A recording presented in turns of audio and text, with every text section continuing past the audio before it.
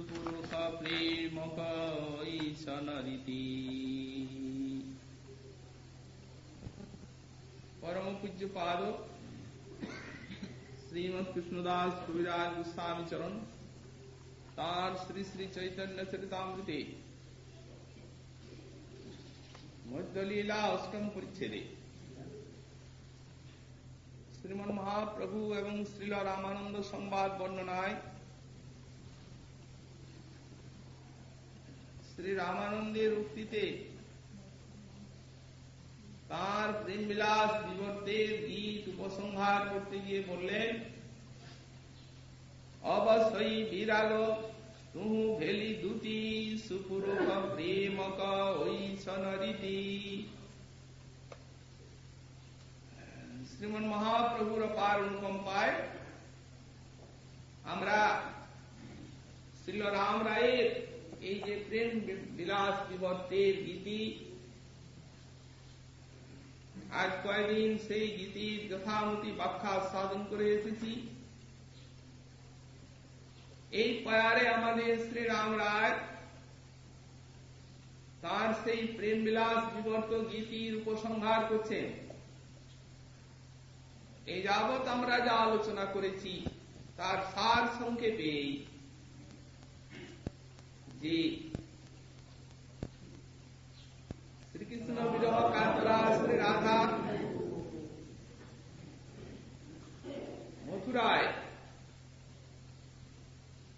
রাজ সিংহাসনে আরূঢ় শ্রীকৃষ্ণের নিকট নিজের প্রেমের বার্তা বলে এক দূতি পাঠাচ্ছেন এবং দূতিকে শ্রীকৃষ্ণের নিকট কি কথা বলতে হবে রাধার সন্দেশ সেটি ভালো রূপে শিখিয়ে দিচ্ছেন। বলছেন, আমাদের পরস্পরের যে অনুরাগ বা অনুরক্তি এটি নয়নের পলক মাত্রে সঞ্জাত হয়েছিল এবং দিন দিন বর্ধিত হতে হতে অসীমতাকে প্রাপ্ত হয়েছিল। শেষে সেই যে প্রবর্ধমান অনুরাগ, সেই অনুরাগের চরমোৎকর্ষের ফলে বিলাসের ভূমিতে আমাদের কান্তাকান্ত ভাবটিও মুছে গিয়েছিল।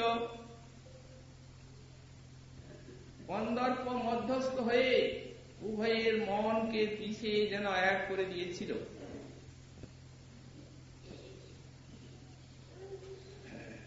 তখন কিন্তু এই পরস্পরের মিলনের মধ্যস্থ ছিল আমাদের পরস্পরের অনুরাগ,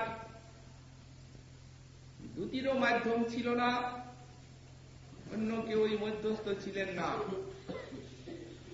কিন্তু অবশ্যই বিরাগ তুহু ভেলি দুটি, সই বলতে এখানে কৃষ্ণ, অব মানে এখন, সই মানে কৃষ্ণ, তিনি বিরাগ অর্থাৎ গীত হয়ে আছে রাগ যাহার, যিনি অনুরাগ হারিয়ে ফেলেছেন। অব এখনের সই যে কৃষ্ণ তিনি বিরাগ অর্থাৎ তিনি অনুরাগ হারিয়েছেন। এই জন্য তুহু ভেলি দুটি, শ্রীবৃন্দাবনে আমাদের প্রেমের বিলাসের মধ্যস্থ ছিল একমাত্র আমাদের পরস্পরের অনুরাগ, আর কারো মাধ্যম ছিল না। কিন্তু এখন তো তিনি সেই অনুরাগ হারিয়ে ফেলেছেন, এই জন্য তোমাকে দ্যুতি হতে হচ্ছে, আর তা না হলে দ্যুতি হতে হওয়ার কোনো কারণ ছিল না।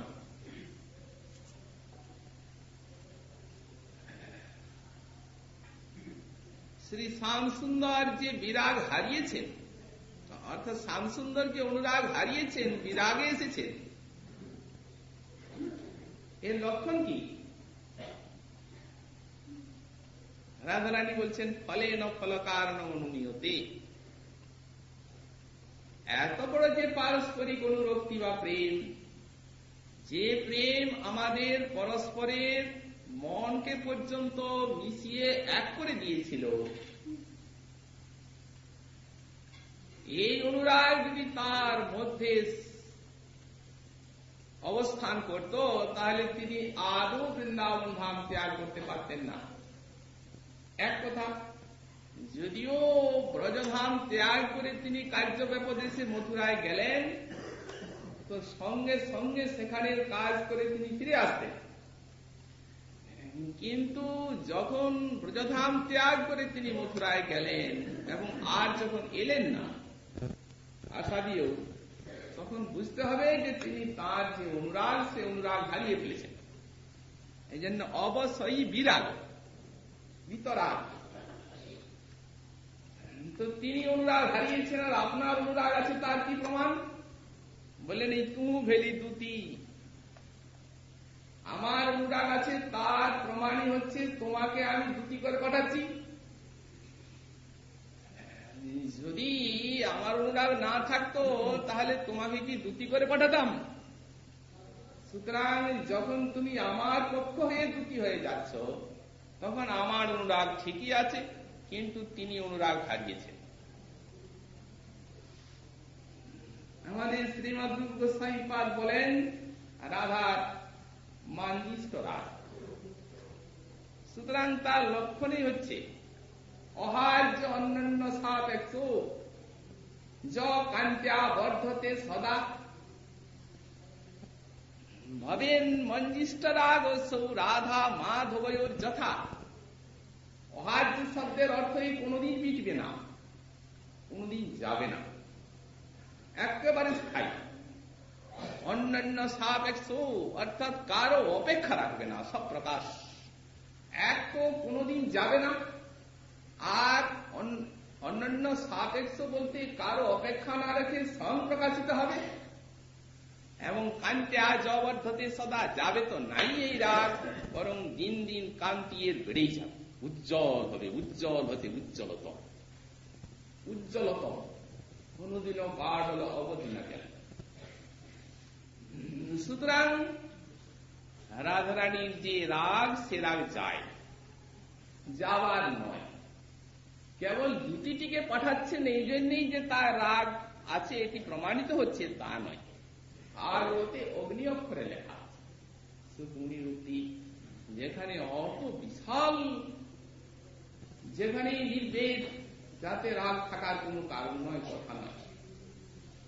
ভ্রমর গীতিতে রাধা এত নির্বেদ কি সুমেরুর মতো মাথা তুলে দাঁড়িয়েছে যে যিনি শ্যাম সুন্দরীর শ্যাম নামটা পর্যন্ত উচ্চারণ করছেন না, অসিত বলছেন, অসিত, শীত নহে যাহা, সাদা নয় যে। মৃগয়ুরিব কবীন্দ্রং বিবদে লুব্ধ ধর্মা স্ত্রিয় মপিত বিরূপাং সৃজিত কাম জানং বলিমপি বলিমত্তা থাংখয়াত থাংখবাদ ব্যস্তয়াত জপ তদলমসিত সক্ষই দুস্তৈত্যস্তথা। ভ্রমরকে বলছেন, ওরে ওই যে অসিত বরণ, অসিত বরণটি ভালো নয়, ওই কালো রং, কালো বলছেন না, অসিত বরণ, অসিত বরণটি ভালো নয়। যত কিছু অসিত বরণের দোষ। এক অসিত বরণ, রাজার ছেলে, সুশীল, শান্ত, পিতৃসত্য পালনের জন্য বনে এসেছেন, কিন্তু ব্যাধের মতো বানর রাজা বালিকে তিনি বধ করে ফেললেন। মত নয়, ব্যাধের থেকে বেশি, ইব শব্দটি আরো অধিক। তার মানে ব্যাধ তো বানর মারে না, তার কারণ বানরের না মাংসই খাওয়া চলে, না চর্মেই কিছু কাজ, হাতে তার থেকে বেশি।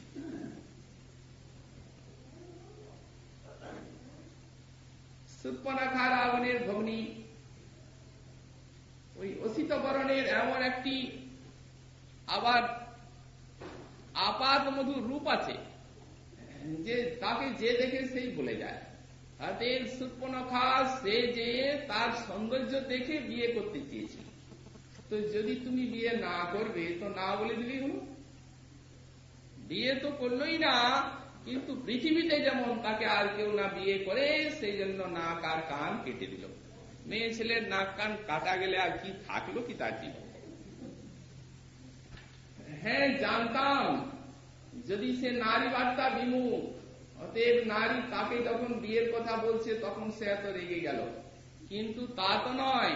পিতৃসত্য পালনের জন্য বনে এসেছেন, কিন্তু বউটিকে সঙ্গে করে এনেছেন। স্ত্রী সঙ্গ তো ছাড়তে পারেননি। তবে মেয়ে ছেলের গায়ে হাত তোলবার তার কি অধিকার? ওই যে কালো রংটা মানুষের দোষ নয়, মানুষ ঠিক আছে। ওই যে অসিত বল, ওরে এ তো রাজার ছেলে, ক্ষত্রিয়, হৃদয়টা একটু কঠিন হবেই। কিন্তু আর এক অসিত বরণের কথা বলি, সে ব্রাহ্মণের ছেলে, সমদবাদী গুণযুক্ত ব্রহ্মচারী হয়ে আর একেবারে বলি মহারাজই সর্বস্ব অপহরণ করলো। বামন দেবের কথা বলছে, সর্বস্ব তো নিলই, আবার তাকে বাঁধল। বেস্ট থাং খবর। সুতরাং এইরূপ অসিত বরণের কথা, অতএব অসিত বরণের নাম এবং তার কথা আর অলম বলবি না। ভ্রমরটি বলছে, ঠাকুরানী যদি আমার উপর এতই দোষ হয়, আমি তো দেখছি যতক্ষণ এসেছি ততক্ষণ আপনি অসিত বরণের কথাই বলছেন। তো যে দুষ্ট লোকের কথা বলে বা আলোচনা করে, সে কি একটা বড় ভালো মানুষ নাকি? মাননিষ্ঠরাল কখনো বিরাজ করছে, এত বড় বিশাল যে নির্বেদ, যেখানে নামটা উচ্চারণ করছেন না, কালো নাম, তখনও মাননিষ্ঠরাল দগ্ধ করছে। ওরে তার এই একটা আবার মোহিনী আছে যে তার কথা ছাড়তে পারে, তাকে ত্যাগ করে বেঁচে আছি, কিন্তু তার কথা যদি ত্যাগ করি তো এই মুহূর্তেই দেহে আর প্রাণ থাকবে না। সুতরাং মাননিষ্ঠরাল জল করছে দেখা যাচ্ছে। কিন্তু রাধারানী বলছেন অবশ্যই বিরাগ, তার এখন আর সে অনুরাগ নেই। কিন্তু তার যদি না থাকে, তাহলে গোস্বামীপাদ যে বললেন রাধা মাধবের মানজিষ্ট রাগ, যেমন রাধারানীর মানজিষ্ট রাগ তেমনি মাধবেরও মানজিষ্ট রাগ। তাহলে যদি এখন রাগ না থাকে, তাহলে তো গোস্বামীপাদের বাণীটি যে অহার যে শব্দ আছে তার লক্ষণটি আর থাকে না, কারণ রাধা মাধবের যথা বলা হয়েছে। মানজিষ্ট তো একা রাধার নয়, শ্যামসুন্দরেরও তো আছে। অবশ্যই এখানে একটা কথা বলে রাখা ভালো, যে রাধারানীর মানজিষ্ট রাগ এটি বর্ধিত হতে হতে হতে হতে মাদন পর্যন্ত উঠেছে। শ্যামসুন্দরের এতদূর ওঠেনি, কারণ মাদনাক্ষ ভাবটি যখন রাধারানীর একচেটিয়া সম্পত্তি, তখন রাধারানীর এই মানজিষ্ট রাগ উঠেছে মাদন ভাব পর্যন্ত, শ্যামসুন্দরের ততদূর উঠতে পারেনি। কারণ এই প্রেম নিজের আশ্রয়ের মধ্যে যতখানি প্রভাব বিস্তার করে, বিষয়ের মধ্যে ততখানি করে না। এটি হচ্ছে প্রেমের স্বভাব। যেহেতু কৃষ্ণই বললেন রাধিকা হন এই প্রেমের আশ্রয় এবং আমি এই প্রেমের কেবল বিষয়, সুতরাং তিনি তো বিষয়, তার মধ্যে মাদন ভাবটি নেই। কিন্তু না হলো মানজিষ্ট রাগ আছে। সুতরাং মানজিষ্ট যখন রাগ আছে, তখন রাধারানী কি করে বলতে পারেন যে অবশ্যই বিরাগ? বললেন দেখুন, একটি হচ্ছে রস আর একটি হচ্ছে তত্ত্ব, দুটোকে নিয়ে তো ভগবান। সুতরাং রসের ক্ষেত্রে রাধারানী মনে করছেন আমার উপরে তার অনুরাগ নেই। তার যদি থাকতো তাহলে তিনি আদৌ বৃন্দাবন ধাম আমাকে ছাড়তে পারতেন না, এবং ছাড়লেন যদিও, তথাপি কিন্তু শীঘ্রই আমার নিকটে ফিরে আসতেন, সেখানে এত চিরকাল থাকতে পারতেন। সুতরাং রাধারানী মনে ভাবছেন তার বিরাগ, অর্থাৎ তিনি এখন বিতরাগ হয়েছেন, সে অনুরাগ তার মধ্যে নেই। এটি হচ্ছে রসের ভূমি, কিন্তু তত্ত্ব তো তা নয়। তত্ত্বে আমাদের গোস্বামীপাদ যেমন বলেন মানজিষ্ট রাগ, তেমনি আরো শ্রী উজ্জ্বলীন মণিতে লিখেছেন যে ভক্তের প্রতি যে ভক্তের ভগবানের প্রতি যেমন অনুরাগ হয়, ভগবানেরও সেই ভক্তের প্রতি সেইরূপ অনুরাগ হয়। তাহলে এই লক্ষণটিও থাকে না। যদি রাগটিকে রাধারানীর প্রতি তিনি ভুলে যান, বা যদি তিনি বিরাগ হয়ে যান অর্থাৎ বিতরাগ হন, তাহলে এই লক্ষণটিও থাকবে না, মানজিষ্ট রাগ থাকবে। তাহলে এর সমাধান কি হয়? বললেন দেখুন, একদিক দিয়ে রাধারানী যা বলেছেন তার ভাবের কথা বিরাগ অর্থাৎ বিতরাগ, কিন্তু সরস্বতী নিজের অর্থ ঠিকই রেখেছেন, বিরাগ মানে বিশিষ্ট রাগ যুক্ত হয়েছেন। কথাটা তলিয়ে বুঝলে অনেক সমস্ত সিদ্ধান্ত পাওয়া যায়। দেখুন, প্রথমত এখন আমরা একটু তত্ত্বের ভূমিতে যাচ্ছি, কারণ এই বিরাগ শব্দটিকে বুঝতে গেলে যাওয়াই চায় একটুখানি তত্ত্বের ভূমিতে। গোবিন্দ এই যে নিরাবিল প্রেমের ধাম বৃন্দাবন, এই ছেড়ে কেন মথুরায় গেলেন? প্রথমেই প্রশ্ন। কারণ তিনি হচ্ছেন প্রেমের একান্ত বশ, এবং এই বৃন্দাবনের জাতিগত পরিমাণগত যে প্রেম, এ প্রেম অন্যত্র কুত্রাপি নেই। সুতরাং এই অনাবিল এই প্রেমরসের ধাম বৃন্দাবনকে ছেড়ে তিনি মথুরায় কেন গেলেন? আর যদি বা গেলেন, তো সেখানে কংসবধাদি করে তিনি কেন ফিরে এলেন না? যে বলে গেলেন প্রেমের সহিত আমি কাল আসবো, কেন চিরকাল থেকে গেলেন? এবং ব্রজবাসীগণ কৃষ্ণ বিরহে এত রোদন করলেন, বৃন্দাবনকে আঁকড়ে ধরে থাকলেন, এই সামান্য মথুরায় যে কৃষ্ণের সঙ্গে সাক্ষাৎ করলেন এই বানার কেন? যে রাধারানী বৃন্দাবনে বসে বললেন যে বধুর লাগিয়া যোগিনী হইব কুণ্ডল পরিব কানে, যাব দেশে দেশে বন্ধুর উদ্দেশ্যে সুধাইব জনে জনে। তিনি এই কথা বলতে পারেন বৃন্দাবনে বসে, যাব দেশে দেশে, নানা দেশে ঘুরব তার উদ্দেশ্যে, এবং প্রত্যেক জনে জনে যার সঙ্গে দেখা হবে তাকেই জিজ্ঞাসা করব আমার শ্যামসুন্দর কোথায়। তিনি এই মথুরা কত দূর? আমরা কাজে ও কাজে মথুরাকে যাচ্ছি, বৃন্দাবনের কাছেই তো, কিন্তু গেলেন না। বৃন্দাবনকে আশ্রয় করে প্রাণান্তক বিরহ দুঃখ ভোগ করলেন। এইগুলির একটা সুষ্ঠু এবং সুসংগত উত্তর আমাদের পাওয়া দরকার, তবে তো বিরাট শব্দটি বোঝা যাবে। মহাজনগণ বলছেন দেখুন, কৃষ্ণ তত্ত্ব এমন, ভগবত তত্ত্বটি প্রেমের অধীন, শ্রীকৃষ্ণ প্রেমের অধীন। সুতরাং প্রেমাধীন বলেই একটা বড় প্রেমকে পেলে ছোট প্রেমকে তিনি একবারই উপেক্ষা করতে পারেন? বসুদেব দেবকী তার জন্য কারাগার ভোগ করছেন তো। যদি তিনি বৃন্দাবনের থেকে মথুরায় যে কংসবধ করে তাদেরকে নিস্তার না করেন, তাহলে তার ভক্তবৎসল নামে কি কালি লেগে যাবে না? নিশ্চয়ই না, তারা কারাগার। সুতরাং সেটি কৃষ্ণকে করতে হবে। তারপরে দ্বারকা মথুরার সব যাদবগণ কোথায় কোথায় দেশ বিদেশে, তারাও পরম ভক্ত। অন্যের কথা দূরে থাক, 18টি মহিষী বসুদেবের, তার মধ্যে একটির সঙ্গে কেবল প্রাণান্তক কষ্ট ভোগ করছেন দেবকী, আর একটি কংসের ভয়ে পালিয়ে এসেছেন বৃন্দাবনে। নন্দালয়ে রয়েছেন রোহিণী, আরো 16টা নানা দেশ বিদেশে স্বামী বিরহে ক্লেশ ভোগ করছেন তারাও তো কৃষ্ণের বিমাতা। সুতরাং তাদেরকে একটি এনে সুখী করা এবং তাদেরকে আনন্দ দেওয়া বা তাদের ক্লেশ নাশ করাও শ্রীকৃষ্ণের একটি কাজ। বিশেষত মথুরা লীলা, দ্বারকা লীলা প্রকাশ করতে হবে তাকে। আর সবার থেকে আর একটি বড় জিনিস আছে, এই যে এই বৃন্দাবনের উপরে আর একটুখানি বিশিষ্ট রাগ দেখাতে হবে। সেটি কি বললেন দেখুন,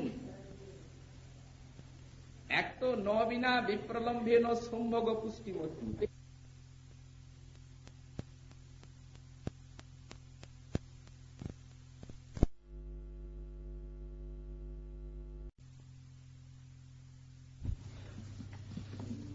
যে লাজনী শক্তি বৃত্তিরূপে ভগবানের মধ্যে থেকেও আবার শৃঙ্গার সমাধি তাকে আস্বাদন করাবার জন্য, এ লাজনী শক্তি আনন্দ বৃত্তি রূপে অমূর্ত অবস্থায় ভগবানের মধ্যে থেকেও আর তাকে শৃঙ্গার সমাধি আস্বাদন করাবার জন্য আনন্দ ঘন বিগ্রহ শ্রী ভগবানের নিকটে তার কান্তা রূপে সাক্ষাৎ বিরাজমান।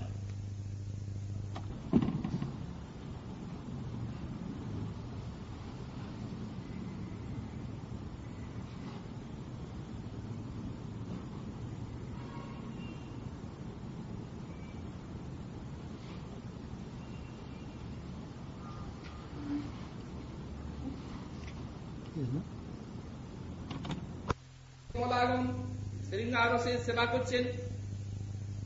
অযোধ্যায় আছেন শ্রী জানকী দেবী, দ্বারকায় আছেন রুক্মিণী সত্যভামা।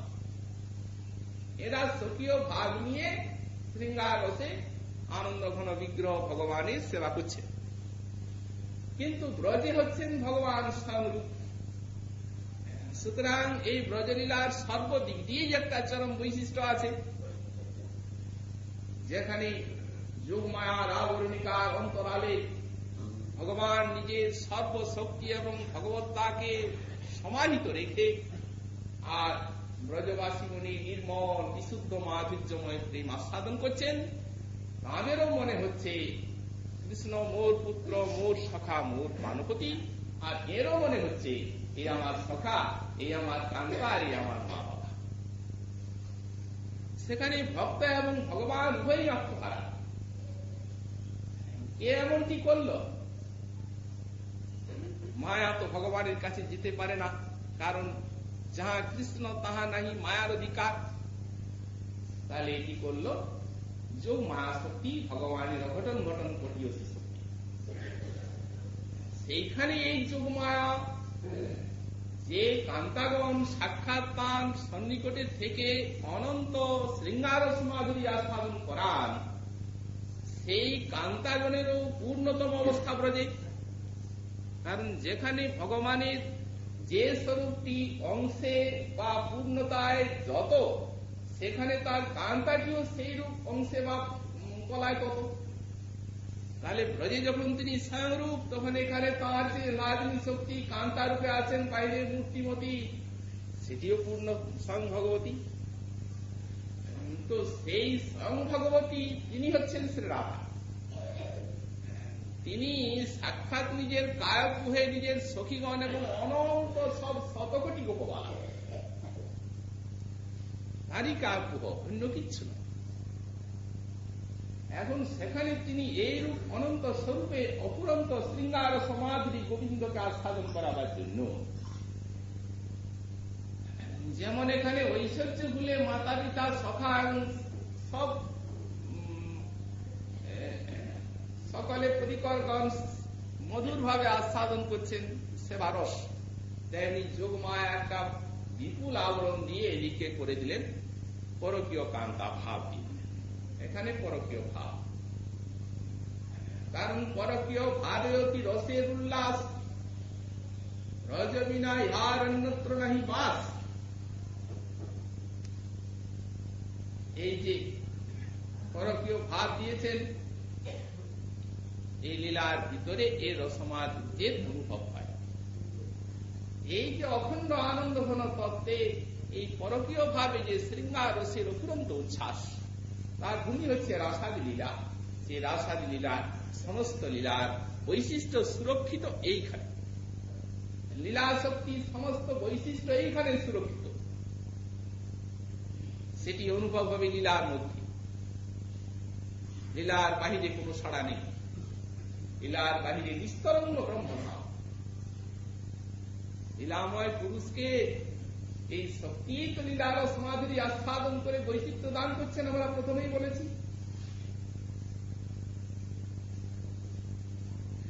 অনেকে মনে করেন যে ব্রজের যে গোপীগণ, রাধাটি ব্রজ সুন্দরীগণ, এরা সব ভগবানকে চেয়েছেন, সেবা করার জন্য প্রার্থনা করেছেন, আর গোবিন্দ তাদেরকে কৃপা করার জন্য এই রূপ লীলা করেছেন। কিন্তু ব্যাসাদি মুনিগণ তা বলেন। এখন ব্যাসাদি মুনিগণের যে কথা তাতে জানা যায়, নিজের অন্তুম মনশ্চক্রে বললেন, প্রথমেই রাসলীলার প্রথমেই বললেন অন্তুম মনশ্চক্রে। অন্তুম মনশ্চকার তো বললেন না,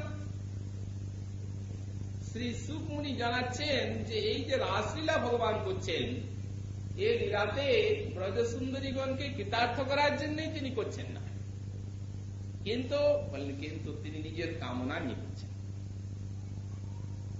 কারণ ওই যে আনন্দিনী শক্তি তার অন্তরে শৃঙ্গার ও সাস্বাদনের অফুরন্ত বাসনা জাগাচ্ছে। সুকমুনি বললেন, তাতে কি তার আত্মার মতো হানি হলো? রে মেতয়া সাত্মরত আত্মারাম প্রখণ্ডিত। রাধারানীর সঙ্গে এই প্রকার আত্মারাম ভগবানের অখণ্ড বিহার। এই যে অখণ্ডিত রেমে এ আত্মারাম আত্মনি সম্যক রমতে আত্মারাম, আত্মারামই তো তার। কারণ এই সমস্ত আনন্দিনী শক্তি তো তার নিজেরই, এগুলো আত্মার থেকে আলাদা জিনিস। রাধা কৃষ্ণ এক আত্মা। তো যখন রাধা কৃষ্ণ এক আত্মা, দুই দেহ ধরি, রসে হচ্ছে দুটি আর তত্ত্বে এক। রাধা কৃষ্ণ এক আত্মা। তা রাধারানী এবং রাধারানীর সমস্ত কার্যের সঙ্গে যখন তিনি লীলা সাধন করছেন, তখন আত্মারাম ছাড়া এটি কি? আত্মারামই। এই জন্য সুকমুনি সেই তত্ত্বটি জানাবার জন্য বললেন, আত্মনি আর অমতে আত্মারাম সেও আছে। রেমে তয়া সাত্মরত আত্মারাম প্রখণ্ডিত। সুতরাং ওই যে সশ্রুতে সর্বান কামান সব্রহ্মণা বিপস্থিতা, এই যে শ্রুতিবাণী, এই শ্রুতিবাণীর সার্থকতায় লীলা, এই রাস লীলায় বেশি সর্বাধিক। এবং আমাদের গায়ত্রী মন্ত্রের বা বেদান্ত দর্শনের রহস্য তাই। তবে হ্যাঁ, বেদান্ত জিজ্ঞাসাকে যদি শুষ্ক তত্ত্বের ভিতরে না নিয়ে রসিকের হৃদয় নিয়ে যদি বিচার করা যায়, তাহলে আমরা এই ব্রহ্ম গায়ত্রীর মন্ত্রে এবং এই যে বেদান্তের অর্থে কি পাই? চরমে রাসকেই পাই। রাধার সঙ্গে সখীগণ সঙ্গে শ্যাম সুন্দরের রসময় লীলাকেই পাই চরমে। তা কি রূপে জানা যায়? বললেন, দেখুন ব্যাস মুনি কেনই বা বললেন যে এই ভাগবত এই বেদান্তের অর্থ এবং ভাগবতার্থ নির্ণয় করা হয়েছে এতে, এবং এইটি গায়ত্রী ভাষ্য। এই কথা গরুর পুরাণে বললেন তো।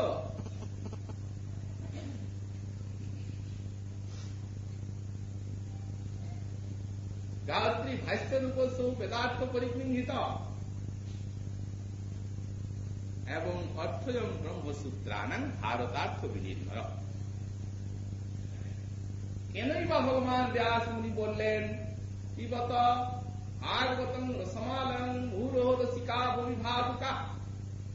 হে রসিক ভাবুক ভক্তবৃন্দ, আপনারা আসুন আসুন, নিমন্ত্রণ দিচ্ছেন। কাকে নিমন্ত্রণ দিচ্ছেন? রসিকগণকে ভাগবত রস আস্বাদনের জন্য আমন্ত্রণ জানাচ্ছেন।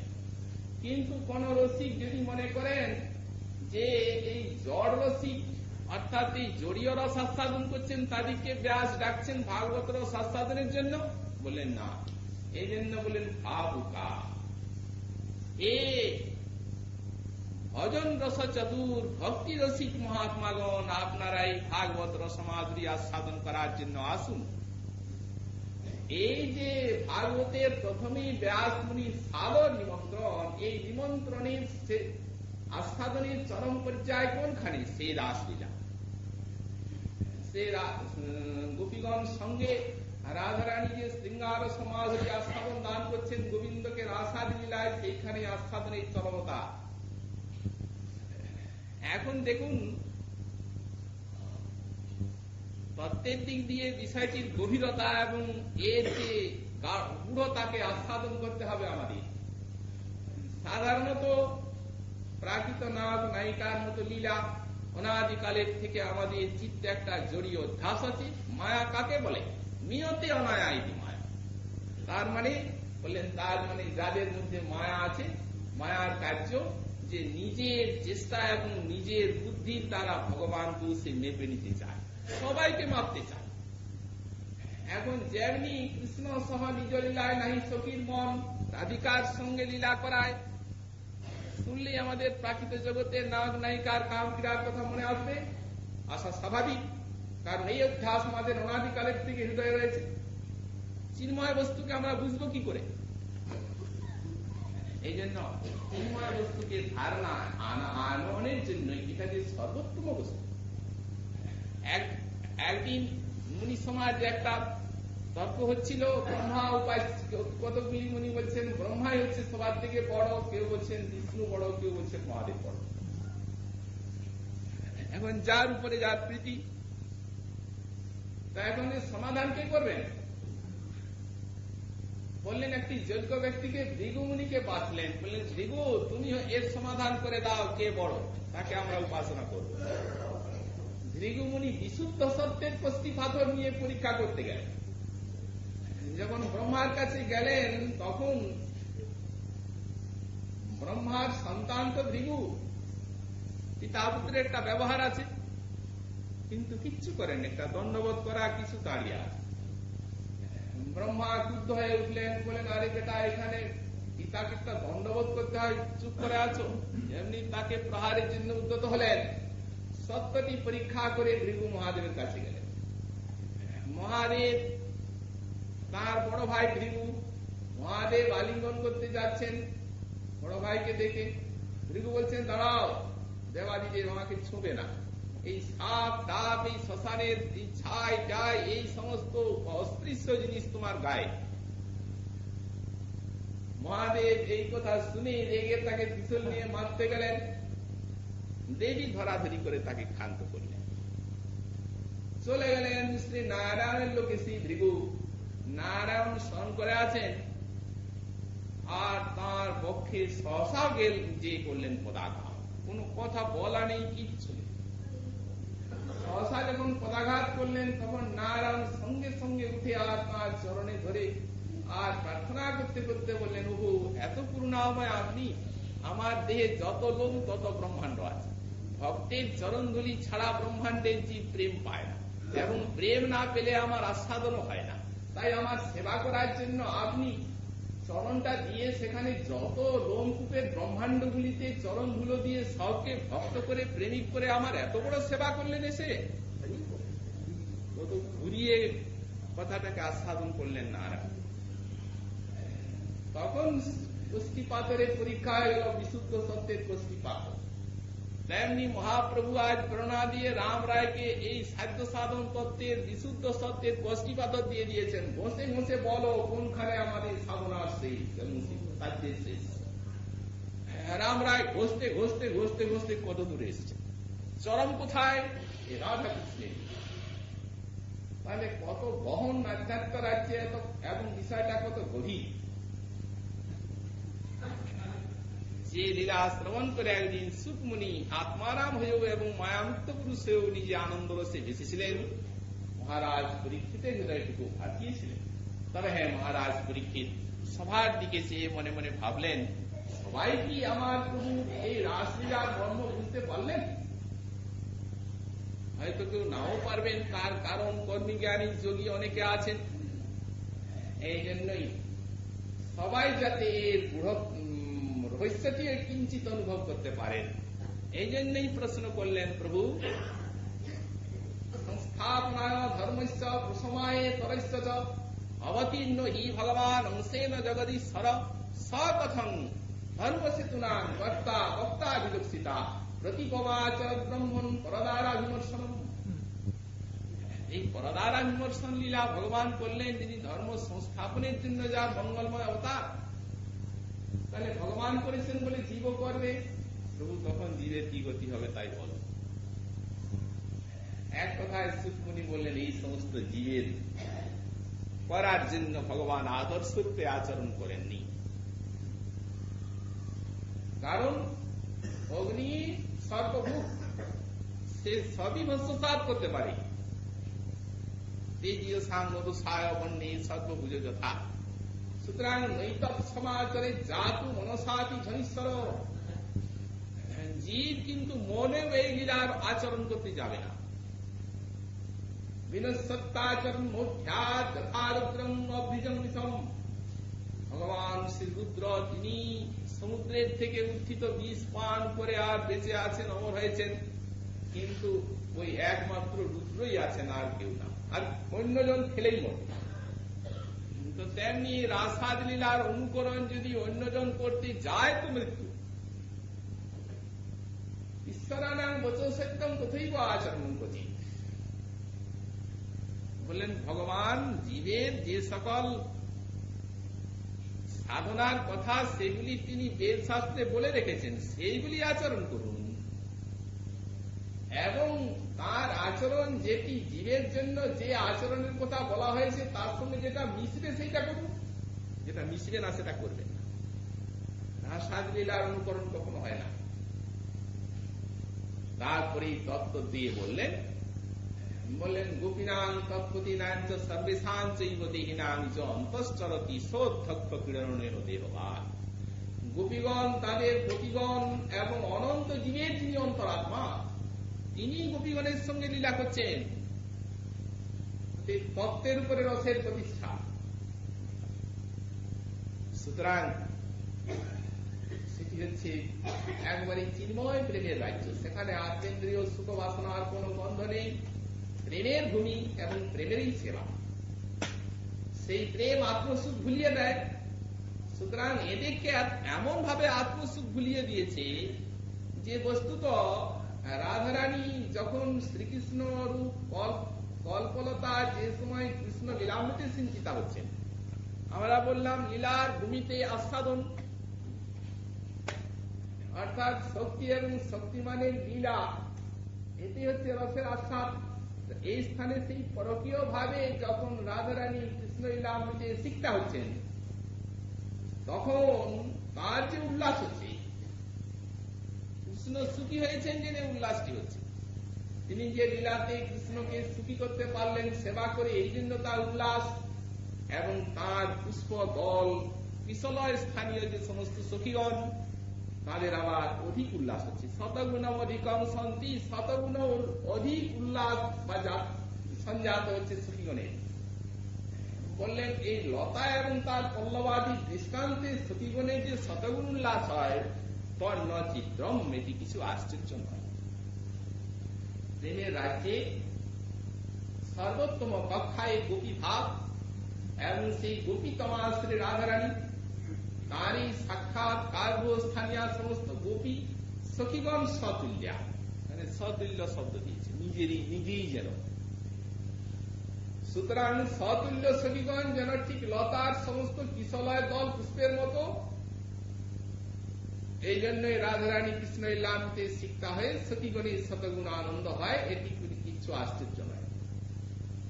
তারপরে শ্রীরাম রায় বলছেন যদ্যপি সখীর কৃষ্ণ সঙ্গমে নাহি মন, তথাপি রাধিকা যত্নে করায় সঙ্গম। আচ্ছা, প্রথমে বললেন কি? বললেন সখীর স্বভাবে অবৈধ কথন, কৃষ্ণ সহ নিজ লীলায় নাই সখীত্ব। কৃষ্ণের সঙ্গে নিজের সাক্ষাৎ ভাবে সঙ্গমে বা মিলনে সখীগণের ইচ্ছা নেই। এখানে সঙ্গম বা মিলনের শব্দটিকেই বুঝতে হবে সেইভাবে, নিজের দিক দিয়ে এটি না বুঝে বুঝতে হবে প্রেমের দিক দিয়ে, প্রেম সেবা। শ্রী বিশ্বনাথ চক্রবর্তী বাদ একটা সুন্দর কথা বলেছেন, দৃষ্টান্ত দিচ্ছেন। মহাপ্রসাদ সেবতী ভক্ত তদ্বৎ। দেখুন, যখন মহাপ্রসাদ ভক্তগণ সেবা করেন তখন মাঝে মাঝে পদ গান করা হয়, সাধু সাবধান। কি জন্য বলা হয়? বলা হচ্ছে যে আপনি জিহ্বার লালসায় বুঝবেন না। যখন মহাপ্রসাদ সেবন করছেন তখন এইটি খেয়ে কৃষ্ণের যে কি আনন্দ হয়েছে সেইটা ভোগ হচ্ছে ভক্তের হৃদয়ে। কৃষ্ণের যে কি আনন্দ পেয়েছেন এইটি গ্রহণ করে সেইটি চিত্তে আসছে, নিজের জিহ্বার সুখের কথা আসছে না। তো তেমনি যখন লীলার ভূমিতে গোপীগণ যখন শ্রীকৃষ্ণ সেবা করছেন মিলনের দ্বারা, এই যে পরস্পর মিলনের কথা বলা হচ্ছে, তখন শ্রীকৃষ্ণেরও লক্ষ্য আছে, আহা গোপীগণ রাধারানী কত সুখ আনন্দ পায়, সেই সুখে তিনি আত্মহার। এবং রাধারানী বা গোপীগণেরও আছে অন্তরে, আহা কৃষ্ণ কত আনন্দ পাচ্ছেন, সেই সুখে তার আত্মহার। মহাপ্রসাদ সেবতী ভক্ত তদ্বৎ, যেমন ভক্ত মহাপ্রসাদ সেবা করেন সেই প্রকার। সুতরাং এখানে আত্মেন্দ্রিয় প্রীতি বাসনার কোন গন্ধ নেই, কোন লেশ নেই, পরম নির্মল প্রেমের রাজ্য। নির্মল প্রেমের রাজ্য বলে যদ্যপি সখীর কৃষ্ণ সঙ্গমে নাহি মন, তথাপি রাধিকা যত্নে করায় সঙ্গম। প্রশ্ন হতে পারে, তাহলে কি রাধারানী কে মিলন করান সখীগণ কৃষ্ণের সঙ্গে, তাদের মিলনের ইচ্ছা নেই? তাহলে কি তাদের কৃষ্ণের সঙ্গে মিলন হয় না? যদি এরূপ প্রশ্ন জাগে, তার উত্তরে বলছেন সখীর আসলে কৃষ্ণ সঙ্গমে মন নেই, কিন্তু তথাপি রাধিকা যত্নে করায় সঙ্গম। রাধারানী যত্নের সহিত শ্রীকৃষ্ণের সহিত সখীগণকে মিলন করান। কেন করান? গতকাল আমরা উল্লেখ করেছি, কৃষ্ণ হচ্ছেন শৃঙ্গার সেই সিন্ধু। সুতরাং রাধারানীর অতৃপ্তি স্বভাবত মনে হয়, আমি যে শ্রীকৃষ্ণের সেবা করছি, যদি সব সখীগণকে নিয়ে করি তাহলে শ্রীকৃষ্ণকে আনন্দ দেওয়া হবে, কারণ আমি একা কতটুকু তার সেবা করতে পারি। সুতরাং সখীগণকে নিয়ে, সখীগণ আমার মতো সৌন্দর্য মাধুর্যে রূপে গুণে সর্বথা আমারই মত। কারণ মহাপ্রভু বলেছেন বিশুদ্ধ প্রেমের রাজ্য তো নাগনি আপন দুঃখ সবে বাঞ্ছি, তার সুখ তার সুখে আমার তাৎপর্য। কৃষ্ণ সুখে সকলের তাৎপর্য। সুতরাং যে নারীকে বাঞ্ছে কৃষ্ণ, তার রূপে সতৃষ্ণ, তারে না পাইয়া হয় দুঃখী, মুই তার পায়ে পড়ি, লইয়া যাও হাতে ধরি, ক্রীড়া করাইয়া করো সুখী। আসলে কৃষ্ণ সুখের দিকে লক্ষ্যটি কেন্দ্রীভূত হয়ে আছে একেবারে পূর্ণরূপে, অর্জুনের লক্ষ্যভেদের মতো। যখন পাণ্ডুপুত্রগণকে এবং সব কৌরব সন্তানগণকে বাণ শিক্ষা দিচ্ছেন দ্রোণাচার্য, তখন একদিন তাদেরকে পরীক্ষা করবেন। বাণ শিক্ষা সকলকে ডেকেছেন।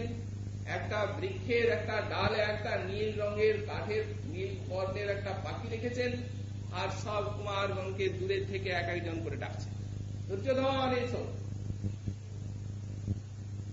ওই দেখো ওই বৃক্ষের উপরে একটা নীল রঙের পাখি আছে, দেখছো? হ্যাঁ প্রভু দেখছি।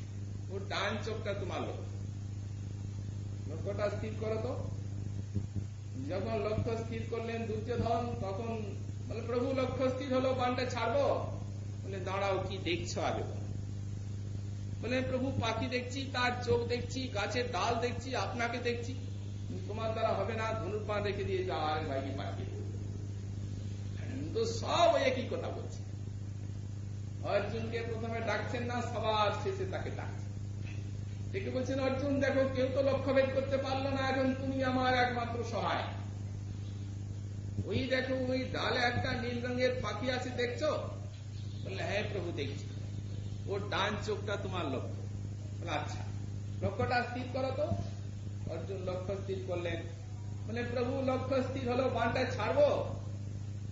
আচার্য বলছেন দাঁড়াও, কি দেখছো বলো। অর্জুন বলছেন চক্ষু দেখছি।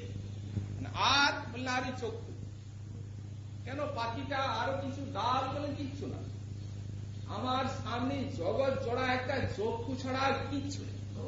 সুতরাং বাণটা চক্ষু ছাড়া কোথায় লাগবে বলুন? এই প্রকার একটি একটি করে সূক্ষ্ম সূক্ষ্ম আত্মেন্দ্রিয় সুখ বাসনাকে বিসর্জন দিয়ে জগতে কৃষ্ণ সুখ ছাড়া যাদের আর অন্য কোন বস্তুই নাই, নিজেও নেই, চক্ষের সামনে অর্জুনের লক্ষ্যভেদের মতো বিরাট কৃষ্ণ সুখ আসছে বিভু। কৃষ্ণ সুখ ছাড়া জগতে কোন বস্তু আছে তারা কল্পনাও করতে পারে না, নিজেও নাই, কেবল কৃষ্ণ সুখ আছে। সুতরাং চিন্তা করে দেখুন সেখানে ভাব কত সূক্ষ্ম। অতএব যে নারীকে বাঞ্ছে কৃষ্ণ, তার রূপে সতৃষ্ণ, তারে না পাইয়া হয় দুঃখী, মুই তার পায়ে পড়ি, লইয়া যাও হাতে ধরি, ক্রীড়া করাইয়া করো সুখী। আচ্ছা ঠাকুরানী, তাহলে এই যদি হয় চন্দ্রার কুঞ্জে কৃষ্ণ গেলে, তাহলে আপনি মান করেন কেন? তার আনন্দ হয় যে নারীকে বাঞ্ছে কৃষ্ণ, তার রূপে সতৃষ্ণ, তারে না পাইয়া হয় দুঃখী, বলছেন আপনি। চন্দ্রাকে পেয়ে তার সুখ হয় বলেই তো তিনি যান, আপনি কেন রাগ করেন? মানটা কিসের? এর দুটো কারণ আছে। একটি কারণ হচ্ছে এই মানে কৃষ্ণ একটা অনির্বচনীয় আনন্দ রসের আস্বাদন লাভ করেন। আর একটি কারণ হচ্ছে আসলে রাধারানী ভাবেন চন্দ্রার কুঞ্জে গিয়ে তিনি সুখ বা আনন্দ পান। তিনি যে মাদনাক্ষ রসের সম্ভার সাজিয়ে রাখলেন যার জন্য, আমার প্রিয়জন যাকে আমি প্রাণ দিয়ে ভালোবাসি সে যদি রাজভোগ না খেয়ে চিতেগুড় খায় তাহলে আমার প্রাণে বাঁচবে না। সুতরাং মাদনাক্ষ রসে আস্বাদন সম্ভার তিনি সাজিয়ে রাখলেন, আর কৃষ্ণ সেইখানে দক্ষিণা নায়িকার সমাধি আস্বাদন করলেন। মহাভাব থাকলেও সেখানে মাদন রস নেই, সুতরাং তার আস্বাদন ভালো হলো না বলে দুঃখ বাজে। এই জন্যই মান, আর সেই মানে কৃষ্ণকে আনন্দ দেয়, এই জন্যই মান। কৃষ্ণ সুখে সব লক্ষ্য কেন্দ্রীভূত। তাই বললেন কান্তা কৃষ্ণে করে রোষ, কৃষ্ণ পায়েন সন্তোষ, সুখ পান তাড়ন ভৎসনে, যথাযোগ্য করে মান কৃষ্ণ তাহে সুখ পান, ছাড়ে মান অল্প সাধনে।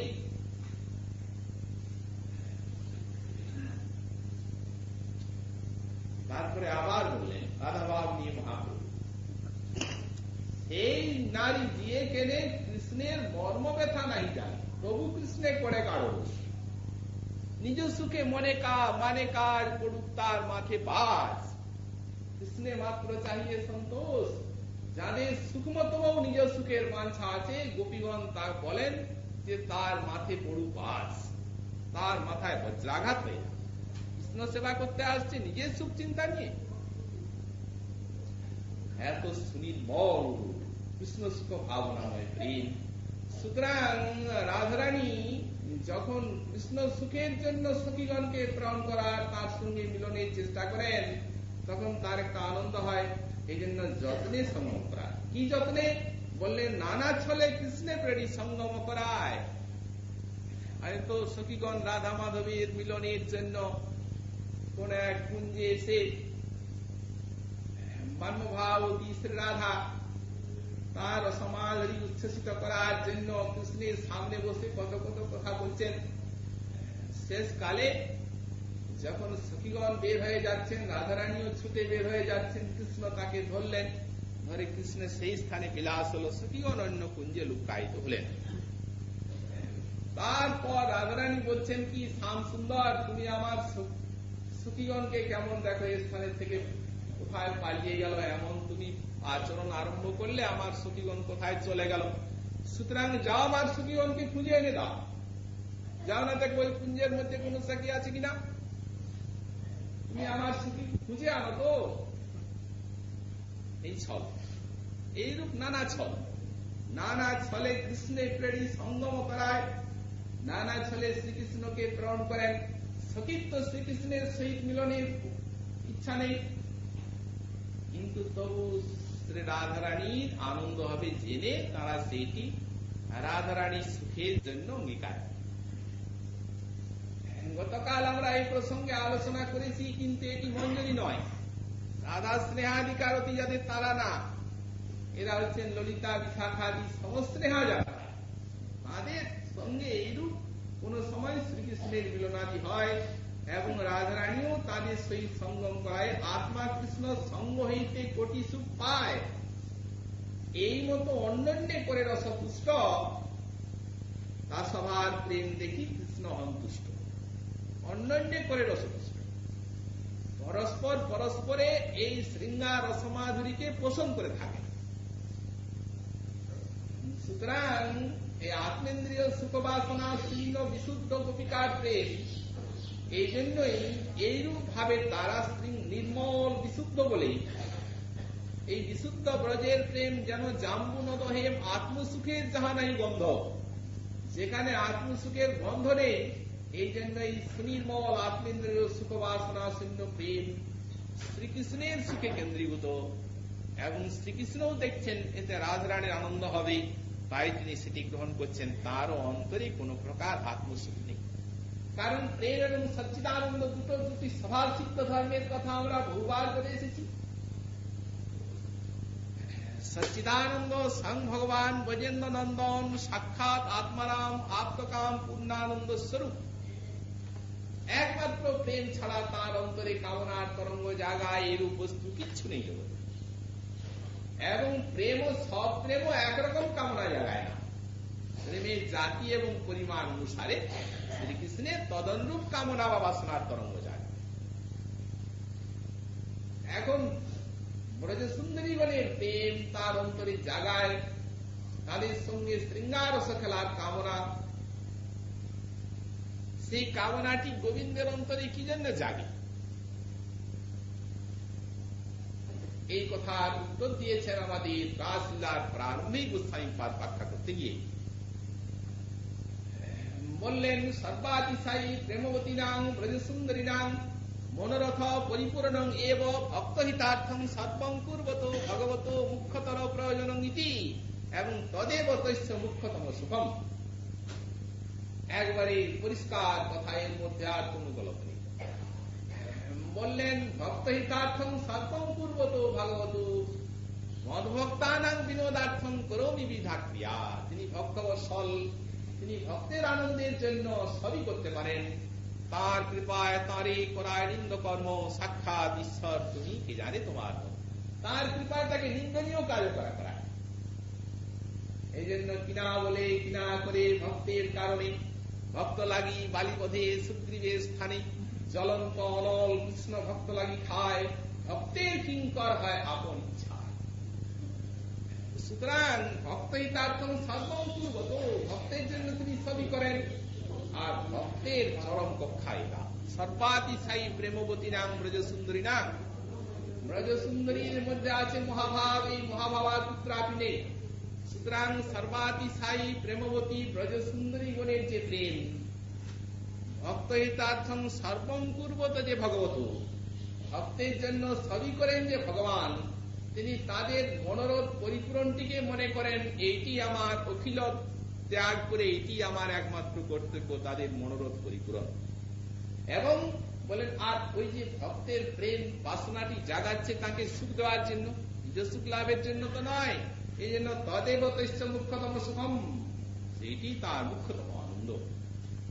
তো এই যে বিশুদ্ধ প্রেম, বললেন এই যে বিশুদ্ধ প্রেম, এই অন্যান্যে বিশুদ্ধ প্রেম, নির্মল বিশুদ্ধ মানে আত্মেন্দ্রিয় প্রীতি বাসনা শূন্য, পরস্পর অন্যান্যে রাধা সখীগণের রাধার, কৃষ্ণের রাধার, কৃষ্ণের সখীগণের অন্যান্যে পরস্পরে যে বিশুদ্ধ প্রেম, রসটিকে মূর্তিমান করে দেয়।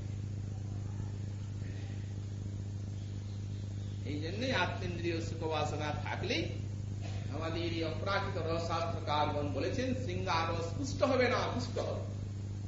আত্মেন্দ্রিয় সুখ বাসনা যেখানে সেখানে শৃঙ্গার রস পুষ্ট না। শৃঙ্গার রস জগতে স্বীকারই করা হচ্ছে না। যদিও অলঙ্কারিকগণ শৃঙ্গারকে শ্রেষ্ঠ রস বলে আর তার মধ্যে রসতা স্বীকার করেছেন, কিন্তু আমাদের আচার্য পাদ সেটি স্বীকার করেননি। শ্রীজীব গোস্বামী পাদ এক কথায় বলেছেন, প্রাকৃত রস কখনোই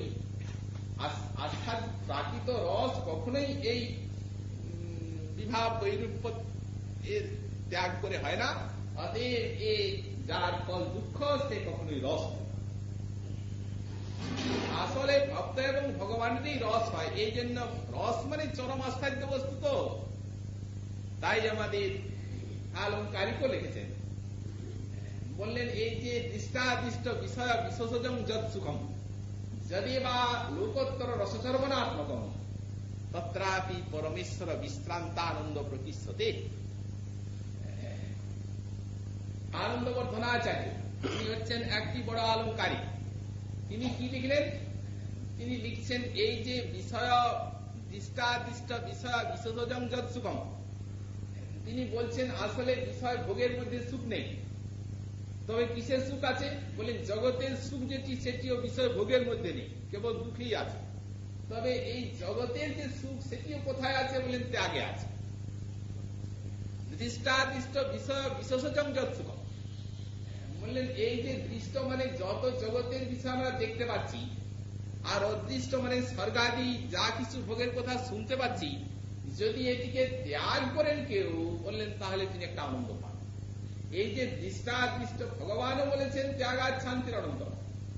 সুতরাং এই দৃষ্টাদৃষ্ট বিষয় বিশেষজং যৎ সুখম যদেব বা লোকত্র রসচর্বণাত্মকম, বলেন আর যে লোকোত্তর রসচর্বণাত্মক যে সুখ, যেটিকে আলংকারিক রস বলে উল্লেখ করছেন ব্রহ্মা সাধু সৌরভ, তত্রাপি পরমেশ্বর বিশ্রান্তানন্দ প্রতিষ্ঠতে, বলেন ভগবানের দাস্য সখ্য ইত্যাদি যে কোনো আনন্দ, মাধুর্যের কথা দূরে থাক, ঐশ্বর্য ভজন, বলেন সব বিপুল বিশাল অনন্ত গুণে অধিক, এর কোন হিসাব নাই। তাহলে মনে করুন সেই পরমেশ্বর বিশ্রান্ত আনন্দ যে রস, সেই রসের চরম পরাকাষ্ঠাই ব্রজরস, ব্রজরসেরও চরমে ব্রজ সুন্দরী গণের রস, সর্বতভাবে রাধারানী যে শৃঙ্গার সমাধি আস্বাদন করাচ্ছেন সেটি কত পুষ্ট। অতএব যখন আত্মেন্দ্রীয় সুখ বাসনা কিছু নেই, তখন তাসবার প্রেম দেখি কৃষ্ণ হন তুষ্ট, তখন তাদের প্রেম দেখে কৃষ্ণ সন্তুষ্ট হচ্ছে।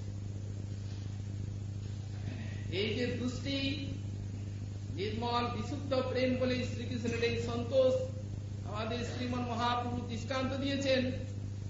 বললেন এত বড় বিশুদ্ধ প্রেমে তো কৃষ্ণের সন্তোষ হবে, কিন্তু নিজ সুখ বাসনা যদি এইভাবে না থাকে, বললেন তাহলে কিন্তু ব্রহ্মা বিষ্ণু মহেশ্বরেরও সন্তোষ হয়, জগতের ভাব।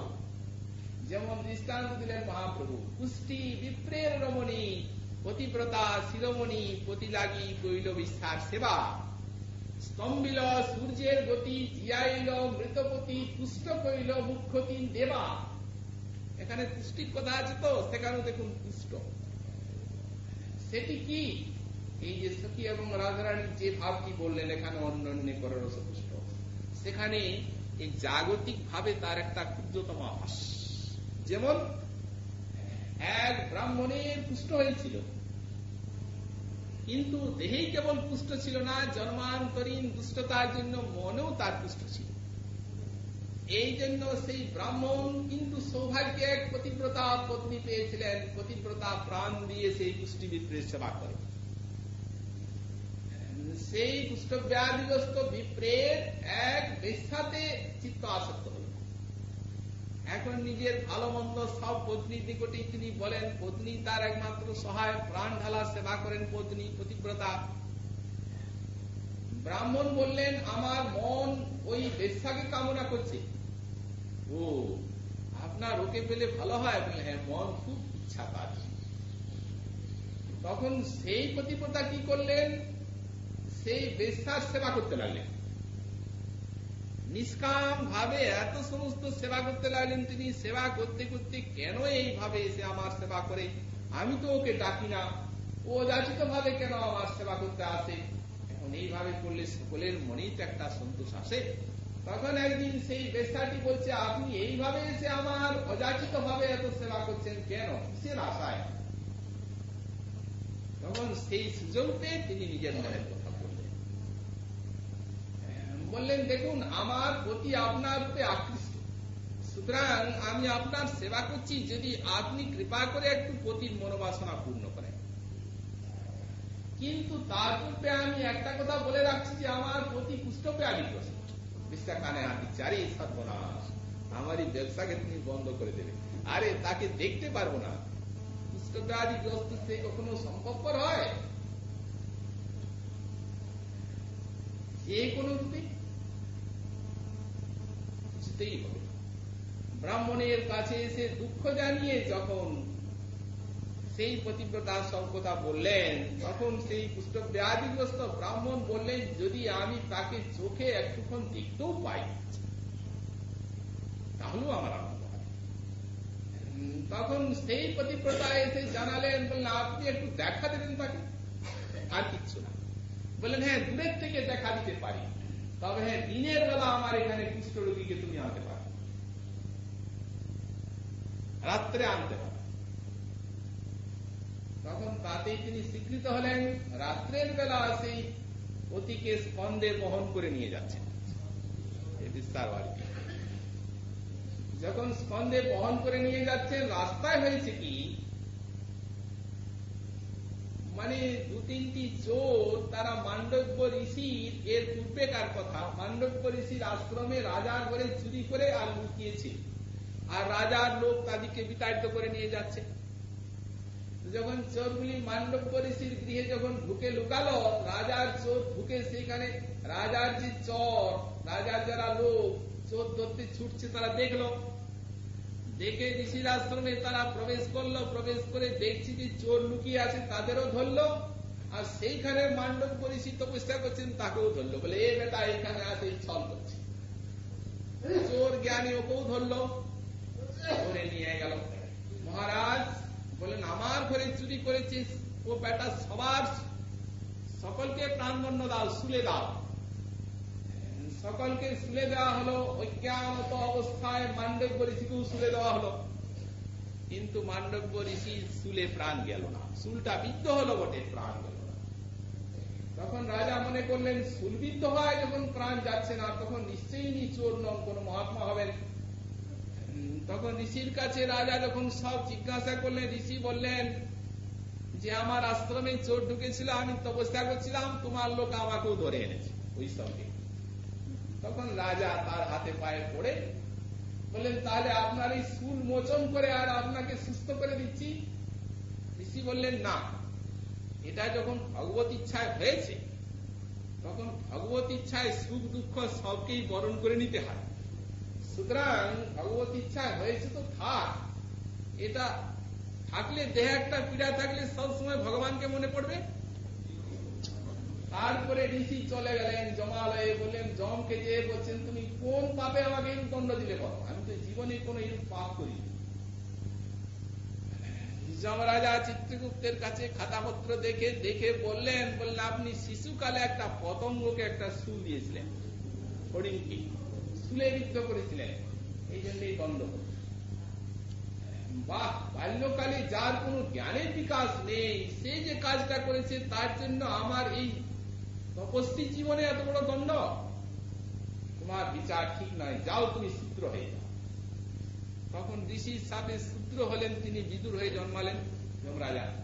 যাই হোক, ঋষি করলেন কি, ঋষি সেই শুলটা রেখে দিলেন। এখন দৈবাদ সেই ঋষি শুল আছে তো বিদ্ধ হয়ে এখন গাছের উপরে বসে আর ভজন করেন। কি করবেন, কিছু তো বসবার উপায় নেই, গাছের ডালের উপরে বসে ভজন করেন, শুলটা ঝুলেই। পতিব্রতা কাঁধে নিয়ে স্বামীকে যাচ্ছে, উঁচু হয়েছে তো আর শুলটা ঝুলছে ঠিক সেই পথ দিয়ে যাচ্ছে। যখন যাচ্ছে তখন স্বামী স্কন্ধে সেই শুলটা লাগলো, যেমনি লাগলো ঋষির এত কষ্ট হলো, কারণ শুলটা বিদ্ধ হয়ে আছে তো প্রাণান্তকর কষ্ট হলো। ঋষি সেইখান থেকে বলছে আরে রাত্রিকালে এই গাছের উপরে থেকেও বেটা তোদের জন্য আমার সুখ নেই, এখানেও শুলটাকে নেড়ে আর এত কষ্ট দিলি, যা যে শুল নাড়লি সকাল সূর্যোদয় হওয়ার পূর্বে সূর্যোদয়ের সঙ্গে সঙ্গে তার প্রাণ যাবে। পতিব্রতা শুনলেন, শুনে পতিকে সেইখানে বললেন আচ্ছা তুমি একজন ঋষি আর আমি একজন পতিব্রতা, দেখি কি করে আমার পতির প্রাণ যায়। সূর্য আর উদিত হতে পারছেন না, সময় হয়ে গিয়েছে। কারণ পতিব্রতাও হট করে বসেছে, আমার যদি পাতিব্রত ধর্ম থাকে তাহলে কিচ্ছুতে পতির প্রাণ দিতে দেব না। সূর্য উঠলে প্রাণ যাবে, একদিকে মুনির বাণী আর একদিকে পতিব্রতার বাণী, এখন বিপদ হয়ে গেল। স্তম্ভিল সূর্যের গতি, সূর্যের গতি তো স্তম্ভিত হয়ে গেল। শেষকালে ব্রহ্মা বিষ্ণু মহেশ্বর দেখলেন এ তো অনিষ্ট হবে ভীষণ বিশ্বের। তখন তারা তিন দেবতা মিলে তার কাছে এলেন, পতিব্রতাকে বললেন দেখো মুনিবাণী যদি মিথ্যা হয় তাহলে বেদ শাস্ত্র সব মিথ্যা হবে, কারণ মুনিরাই বেদ শাস্ত্র বলে। সুতরাং বেদ বাণীকেও একটি বিশ্বাস করবে না তো, যেহেতু কথা শোনো তোমার পতিকে একবার মরতে দাও, সূর্য মরতে দাও। মরতে দিব আমি, পতিব্রতা থাকতে আমার প্রতি মরে যাবে, এটা কি হয়? কখনো হবে না। তারা বলে আমরা বাঁচিয়ে দেব, তবে তো হবে। বাঁচিয়ে যদি দিতে পারেন তাহলে মুনি বাণী সত্য খেতে আমার আপত্তি নেই, কিন্তু বাঁচিয়ে দিতে হবে। বলে আমরা দাঁড়িয়ে আছি, আগে বাঁচিয়ে দেব তবে না। সূর্য উদিত হলেন, পতিত মারা গেলেন, ঋষি বাণী সত্য হলো। তারা আবার অমৃতময় বাড়ি দিয়ে তার প্রাণ থেকে আবার বাঁচালেন। যখন তাদের সেই অমৃতময় বাড়ি স্পর্শ হলো তার গায়ে, তখন তার দেহের কুষ্ঠও গেল এবং মনে যে কুষ্ঠতা ছিল সেটিও গেল। তিনি একেবারে শুদ্ধ হয়ে গেলেন। অতএব দেখুন, তুষ্ট করিল মুখ্য তিন দেবা, সাধারণত না ব্রহ্মা বিষ্ণু মহেশ্বর, তাদেরকে তুষ্ট করলেন কোন গুণে?